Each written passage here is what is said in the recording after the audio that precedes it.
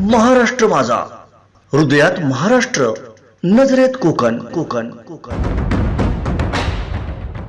कोकण आणि महाराष्ट्रातील न्यूज अपडेट्ससाठी लाईक करा, फॉलो करा आणि सबस्क्राईब करा महाराष्ट्र माझा डिजिटल न्यूज चॅनल.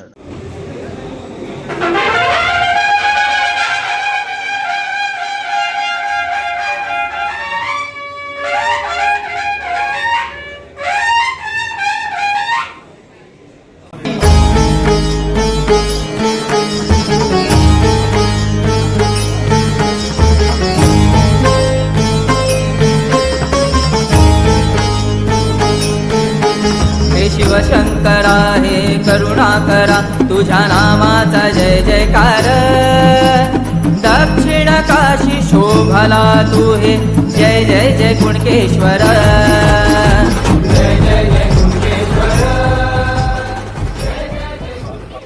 सालाबादप्रमाणे या मतदारसंघाचा देवगडचा आमदार म्हणून दरवर्षी कुणकेश्वरांचा आशीर्वाद घेण्यासाठी मी न चुकता इथे येतो.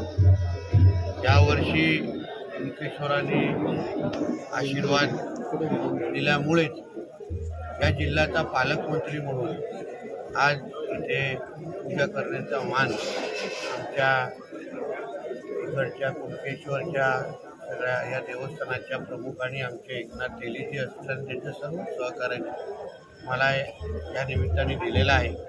हे माझ्यासाठी भाग्याची गोष्ट आहे, कारण का ज्या भूमीची सेवा मी गेली 10 वर्षापासून लोकप्रतिनिधी म्हणून करत आलेलो आहे. कुणकेश्वर हे आमच्यासाठी एक वेगळं आशास्थान आहे आणि म्हणून इथे आल्यानंतर आणि आज ही पूजा केल्यानंतर माझ्या जनतेचा आशीर्वाद, माझ्या आईवडिलांचा आशीर्वाद आणि देव कुणकेश्वराचा आशीर्वाद निश्चित पद्धतीने माझ्या पाठी आहे अशी भावना माझी आहे.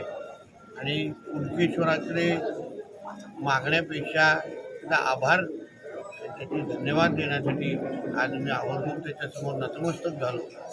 कारण का एवढी वर्ष मी माझ्या जनतेची सेवा करत आलेलो आहे. आज कुणकेश्वराच्या आशीर्वादामुळे मला माझ्या मतदारसंघाच्या पलीकडे जाऊन महाराष्ट्राची सेवा करण्याची संधी याच कुणकेश्वर देवाने दिलेली अशी माझी भावना. लाखो भाविक या जत्रेसाठी निमित्त काय सांगायचं?